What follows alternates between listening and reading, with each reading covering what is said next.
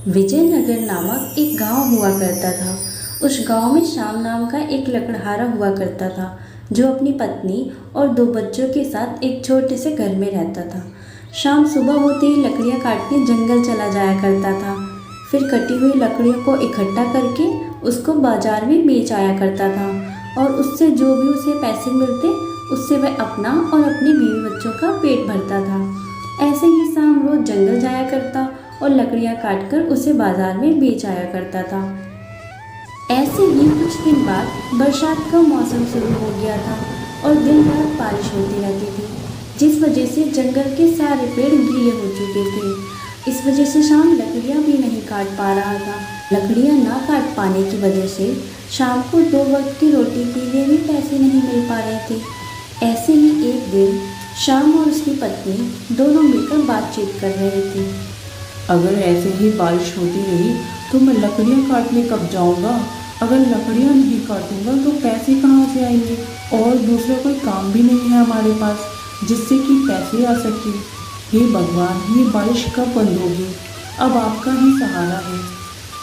आप एक काम कीजिए, आप बाजार में जाकर कोई दूसरा काम ढूंढिए, शायद कोई काम मिल जाए। वरना ये बारिश जब तक होती रहेगी, लकड़ियाँ तो आप काट नहीं पाएंगे। हाँ, तुम ठीक कहती हो। मैं आज ही जाकर बाजार में कोई ना कोई काम तो ढूंढ ही लूँगा। ऐसे ही बारिश बंद हो जाने के बाद शाम काम की तलाश में बाजार में चला जाता है। साहब, अगर कोई मेरे लायक काम हो तो बता दीजिए, मैं आपके सारे काम कर दूंगा। अरे नहीं भाई, अभी हमें किसी को नहीं रखना यहाँ। हमारा तो खुद का धंधा भी मंदा चल रहा है। इस पर मैं तुम्हारी तनख्वाह कैसे निकालूंगा? आगे जाओ भैया, आगे, यहाँ कोई काम वाम नहीं है। शाम बाजार में काफ़ी दुकानदारों के पास जाता है और उनसे काम मांगता है, मगर कोई भी उसे काम नहीं देता है। निराश होकर वह घर वापस आ जाता है। क्या हुआ? आप तो काम की तलाश में गए थे ना, कोई काम मिला? नहीं, कोई काम नहीं मिला। कोई काम पर रखना ही नहीं चाहता। बारिश की वजह से सबका काम मंदा चल रहा है, इस वजह से कोई काम नहीं दे रहा है। आप चिंता मत कीजिए, कोई ना कोई रास्ता जरूर निकाल लेंगे हम। ऐसे ही कुछ दिन बीत जाते हैं। बारिश थी जो थमने का नाम ही नहीं ले रही थी। अब तो घर का सारा राशन भी खत्म हो गया था। एक रोटी बनाने के लिए भी आटा नहीं था। अब क्या करेंगे हम? सारा राशन खत्म हो गया है, घर में खाना बनाने के लिए कुछ नहीं बचा है। अब क्या खाएंगे हम और बच्चों को क्या खिलाएंगे? ठीक है, तुम चिंता मत करो, मैं जंगल जाता हूँ। अगर वहाँ से कुछ फल फूल मिल गए तो मैं खाने के लिए ले आऊँगा। ऐसे शाम जंगल की तरफ निकल जाता है और वहाँ से कुछ फल तोड़कर घर लेकर आता है। वह फल खाने ही वाले होते हैं, तभी दरवाजे पर से एक आवाज़ आती है। अरे बेटा, कोई है इस घर में? इस बूढ़े बाबा को कुछ खाने को दे दो, मैंने 3 दिन से कुछ नहीं खाया है। यह सुनकर शाम साधु को अंदर बुला लेता है। अरे साधु बाबा, आओ, अंदर आओ, आओ बैठो। भगवान तुम्हारा भला करे बेटा, तुमने मुझे यहाँ अपने घर में बिठाया। मुझे बहुत भूख लगी है, क्या तुम मुझे कुछ खाना खिला सकते हो? शाम के पास खाने के लिए कुछ नहीं था।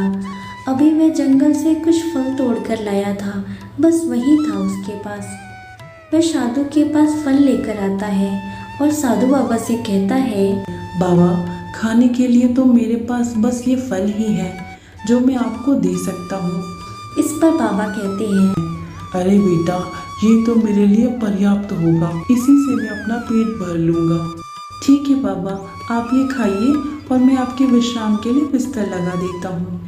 ऐसे शाम साधु जी को खाना खिलाकर उनके लिए बिस्तर लगा देते हैं और उनकी खूब सेवा करते हैं। ऐसे ही सुबह हो जाती है और वह साधु जी जाने लगते हैं। जाते जाते वह शाम से कहते हैं, बेटा, मैं तुम्हारी सेवा से बहुत खुश हुआ हूँ, इसलिए मैं तुम्हें ये गाय उपहार के स्वरूप दे रहा हूँ। इस गाय का दूध बेचकर तुम अपना जीवन यापन अच्छे से कर सकते हो। और हाँ, ऐसे ही सबकी हमेशा मदद करते रहना, बाकी भगवान तुम्हारा हमेशा भला करेगा। ऐसा कहकर साधु जी वहाँ से चले जाते हैं। ये जरूर कोई महान आत्मा थी जो साधु के रूप में हमसे मिलने आए थे और उपहार स्वरूप हमें ये गाय दी गई। ठीक है, मैं अभी जंगल जा रहा हूँ। जंगल से कुछ हरी घास गौ माता के लिए काट कर लेकर आता हूँ, फिर इनका दूध निकाल कर हम बाजार में बेच आएंगे।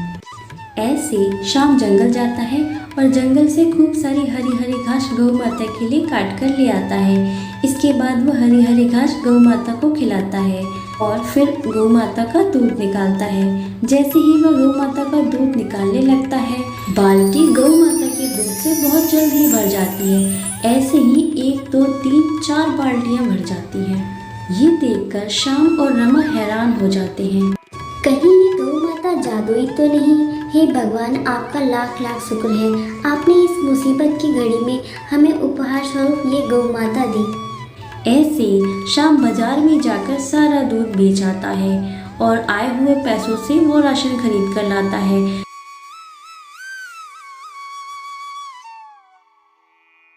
फिर रमा उस राशन से खाना बनाती है और सारे खुशी खुशी खाना खाते हैं और फिर सो जाती है।